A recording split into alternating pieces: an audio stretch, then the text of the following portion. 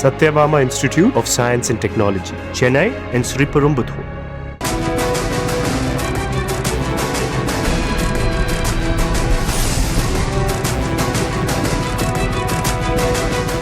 Operation Sindoor என்ற பெயரில் இந்திய படைகள் தாக்குதலில் பதிலடியில் இறங்கியிருக்கின்றன.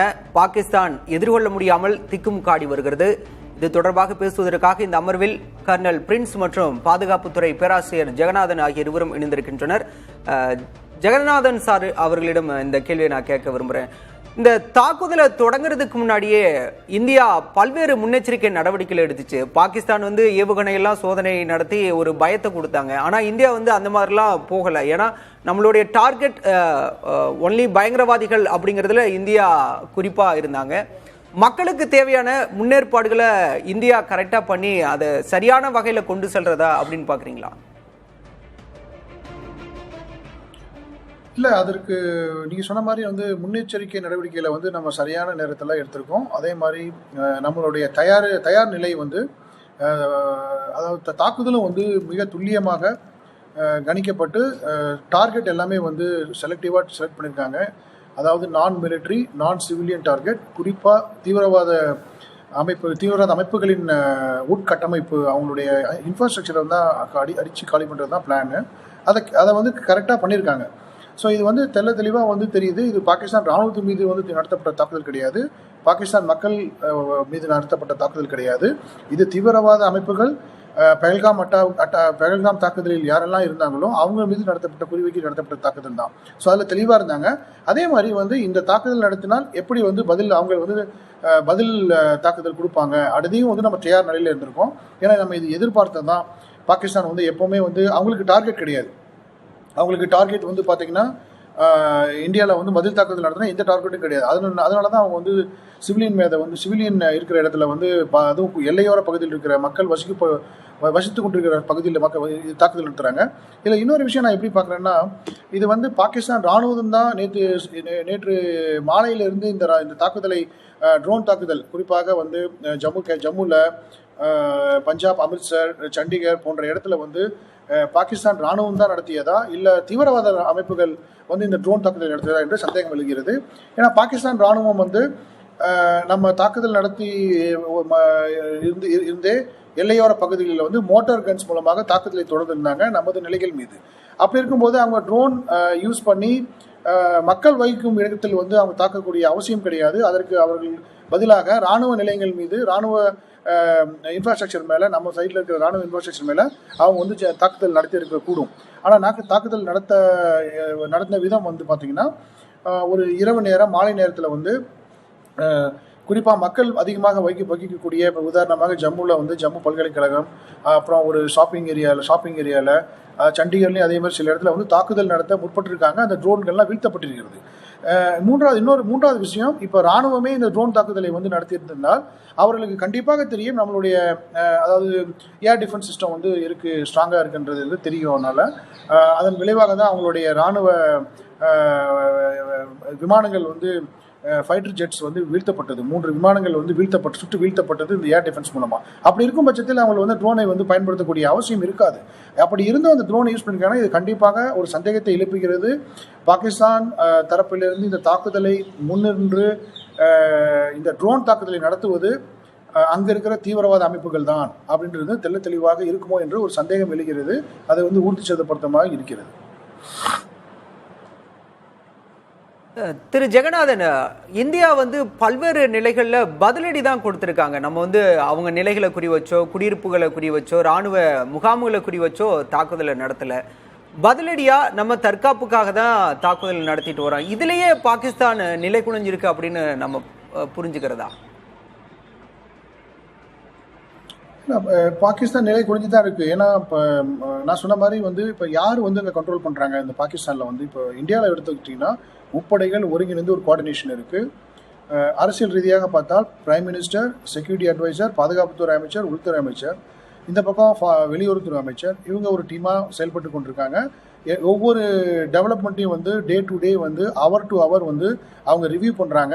அந்த ரிவ்யூ பண்ணது மட்டும் இல்லாமல் அதை வந்து மக்களுக்கு, பப்ளிக், அதாவது இந்தியன் மக்களுக்கு மட்டும் இல்லை, ஓப்பனாக உலகத்துக்கே வந்து ஒரு ப்ரெஸ் மீட் கொடுத்து அந்த நடந்த விஷயத்தை வந்து அப்டேட் பண்ணுறாங்க. ஸோ இந்த மாதிரியான ஒரு டெவலப்மெண்ட்ஸ் வந்து அங்கே பாகிஸ்தானில் நடக்கலை. அதுக்கு பதிலாக பாகிஸ்தானில் என்ன நடக்குதுன்னா, இந்த மாதிரி தவறான ஒரு பொய் பிரச்சாரங்களை பரப்புவது, சோஷியல் மீடியாவில் வந்து ஃபேக் நியூஸ், டிஸ்இன்ஃபர்மேஷனை வந்து பரப்புவது, ப்ரொபகண்டா வந்து பண்ணுறது, இதில் தான் அவங்க வந்து முழுமையாக அவங்க ஈடுபட்டு கொண்டிருக்காங்க. அதுவே வந்து அவங்களுடைய காலங்காலமா பண்றதான. இதுக்கு முன்னாடி நடந்த வாரிலுமே டிஸ்இன்ஃபர்மேஷன் மூலியமா தானே உலக நாடுகளை ஏமாத்திட்டு இருந்தாங்க. இப்பயும் அதைத்தானே பண்ணிட்டு இருக்காங்க. அவங்க வேற வழி இல்லையா அவங்களுக்கு, அதை விட்டா வேற ஆப்ஷன் கிடையாது. ஏதோ அவங்க தாக்குதல் நடத்தி ஒரு பெரிய பாதிப்பை ஏற்படுத்த எண்ணினார்கள், அது முறியடிக்கப்பட்டு விட்டது. அதன் விளைவாகத்தான் வந்து மாலை வந்து இந்த ட்ரோன் தாக்குதலை வந்து சிவிலியன் ஏரியாவில் நடத்தினாங்க. ஒரு பழிவாங்கும் செயலாக இந்த மாதிரியான ஒரு பழிவாங்கும் செயல் வந்து குறிப்பாக வந்து இந்த தீவிரவாத அமைப்புகள் தான் இதை கையில் எடுப்பாங்க. ராணுவம் வந்து எடுக்காது. ராணுவம் பழிவாங்கன்னா இப்போ இந்திய ராணுவ நிலைகள் மீது தான் அவங்க தாக்குதலை நடத்துவாங்க. அந்த தாக்குதல் நடந்துகிட்டு தான் இருக்குது. பூஞ்சு, ரஜோரி இந்த மாதிரி ஏரியாவில் வந்து நடந்துக்கிட்டு தான் இருக்குது. பட் ஜம்மு இன்டர்நேஷனல் பார்டரில் வந்து இந்த தாக்குதலை நடத்துறது வந்து கேள்விக்குறியாக இருக்கிறது. நீங்கள் சொன்ன மாதிரி இது வந்து பாகிஸ்தான் உள்ளே இருக்கக்கூடிய இராணுவமாக இருக்கட்டும், அதே மாதிரி சிவில் அட்மினிஸ்ட்ரேஷனாக இருக்கட்டும், ஒரு சீர்குலைந்து ஒரு நிலையில் தான் இருக்கிறத தான் காமிக்குது. அதே மாதிரி இராணுவத்திலையும் பார்த்தீங்கன்னா army, navy, air force, Pakistan army, Pakistan air force, Pakistan navy, இவங்க மூணுக்குள்ளே வந்து ஒரு கோஆர்டினேஷன் இருக்கா, அது இல்லை என்பதுதான் தெரிகிறது. ஏனென்றால் சில தகவல்கள் வந்து அங்கிருந்து சோஷியல் மீடியாவில் ஓப்பன் சோர்ஸில் வருவதை பார்த்தோமானால் நேற்று மாலை நடந்த முயற்சி, பாகிஸ்தான் விமானப்படை நேற்று காலை நடத்திய அந்த அனைத்து முயற்சிகளும் வந்து நம்மளுடைய ஏர் டிஃபென்ஸ் சிஸ்டம் மூலமாக முறியடிக்கப்பட்ட நிலையில் அது வந்து பாகிஸ்தான் விமானப்படையின் தோல்வியாகத்தான் அங்கே இருக்க மற்ற படையினர்கள் வந்து புரிந்து கொள்கிறார்கள். அதிலே வந்து ஒரு சுணக்கமான ஒரு கோஆர்டினேஷன் இல்லாத ஒரு சூழ்நிலை இருக்கிறது. இன்னும் பாகிஸ்தான் நேவி என்ன நிலையில் இருக்குது என்று நமக்கு தெரியல. அது கராச்சியை வந்து நம்ம தாக்குனா இல்லை ஒரு அரேபியன் கடலில் வந்து ஒரு போர் ஒரு டைரெக்டாக ஒரு என்கேஜ்மெண்ட் இருந்தால் தான் எப்படி என்று தெரியும். ஸோ இதுலேருந்து என்ன தெரியுதுன்னா, ஆர்மி தனியாக தீவிரவாத அமைப்புகளோட சேர்ந்து இந்த தாக்குதலை வந்து முன்னிருந்து நடத்துவதாக நான் பார்க்குறேன். அப்படி பார்க்குறேன் நான். இல்லை, பாகிஸ்தானில் அது வழக்கம் தானே. கடந்த கால போர்களையும் சரி, வரலாறுமே ராணுவ ஆட்சி தான், ராணுவத்தோட கை தான் எப்போதுமே ஓங்கி இருக்கும்.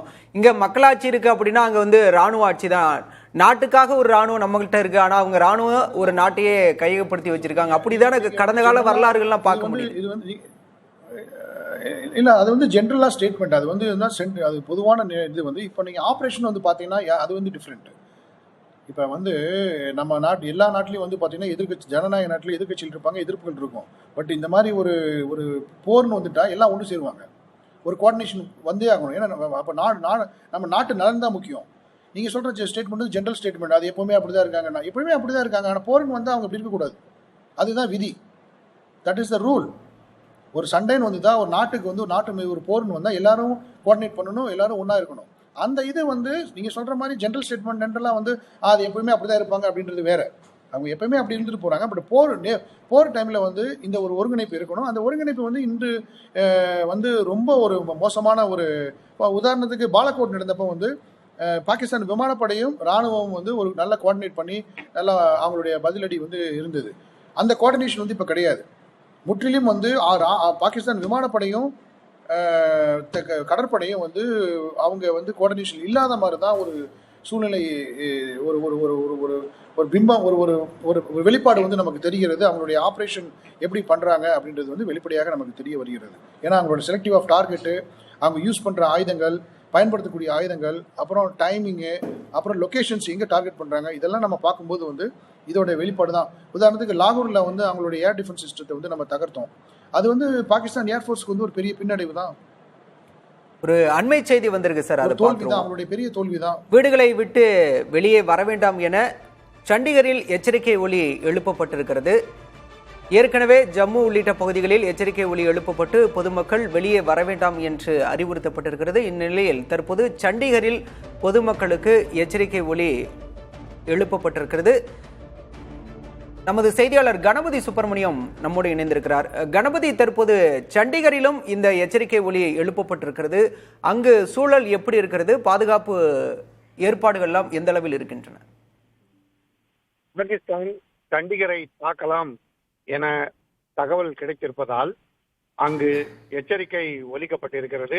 மக்கள் தங்கள் இல்லங்களிலிருந்து வெளியே வர வேண்டாம் எனவும் வீட்டுக்குள்ளேயே இருக்கும்படியும் அல்லது பத்திரமான இடங்களில் இருக்கும்படியும் தெரிவிக்கப்பட்டிருக்கிறது. ஏற்கனவே பஞ்சாப் மற்றும் ஹரியானா மாநிலங்களின் தலைநகரான சண்டிகர் மட்டுமல்லாது அதன் அருகில் உள்ள பகுதிகளில், குறிப்பாக பஞ்சாப் மாநிலத்தில் உள்ள பல்வேறு மாவட்டங்களிலே இன்று பள்ளிகள் மற்றும் கல்லூரிகளுக்கு விடுமுறை அளிக்கப்பட்டிருக்கிறது. தொடர்ச்சியாக அமிர்தசரஸ் உள்ளிட்ட நகரங்கள், பத்தான்கோட் உள்ளிட்ட விமான தளங்கள் உள்ள முக்கிய இடங்கள் ஆகியவற்றின் மீது தாக்குதல் நடத்த முயற்சி நடைபெறுவதால் அதை முறியடிக்க இப்படி அங்கே எச்சரிக்கை விடப்பட்டிருக்கிறது. ஏற்கனவே இன்று காலை 4 மணி அளவிலே ஜம்முவிலும் இதே போல எச்சரிக்கை ஒலிக்கப்பட்டது. மக்கள் அங்கும் பத்திரமாக இருக்கும்படி அறிவுறுத்தப்பட்டிருக்கிறார்கள். தொடர்ச்சியாக பாகிஸ்தான் ட்ரோன்கள் மற்றும் தாக்குதல் நடத்தி வருவதன் காரணமாகத்தான் இத்தகைய எச்சரிக்கை விடுக்கப்பட்டிருக்கிறது. அந்த பகுதியில் உள்ள மக்கள் சந்தேகமான எந்த பொருட்களை கண்டாலும் தகவல் அளிக்கும்படி போலீசார் கோரிக்கை விடுத்திருக்கிறார்கள். பாகிஸ்தானை பொறுத்தவரை எந்தெந்த பகுதிகளிலே வாய்ப்பு கிடைக்கிறதோ அங்கெல்லாம் தாக்குதல் நடத்த வேண்டும் என முயற்சி செய்து கொண்டிருக்கிறது. அந்த முயற்சிகளை முறியடிக்க வேண்டும், அதே சமயத்தில் பொதுமக்களை பத்திரமாக வைக்க வேண்டும் என்பதற்காக எப்போதெல்லாம் விமானப்படை மூலமாக தகவல் கிட்டுகிறதோ அப்போதெல்லாம் ஏவுகணைகள் அல்லது ட்ரோன் தாக்குதல்கள் நடைபெறலாம் என்று எச்சரிக்கை விடுக்கப்பட்டு மக்கள் பத்திரமான இடங்களிலே இருக்கும்படி அறிவுறுத்தப்படுகிறார்கள். இதே போன்ற நடவடிக்கை எல்லைப் பகுதிகளில் உள்ள பல்வேறு மாவட்டங்களிலே எடுக்கப்பட்டு வருகிறது. நன்றி கணபதி. இந்தியா பதிலடி தாக்குதல் நடத்தி வரும் நிலையில் துல்லியமான தரவுகளோடு புதிய தலைமுறை தொடர்ந்து செய்திகளை வழங்கி வருகிறது.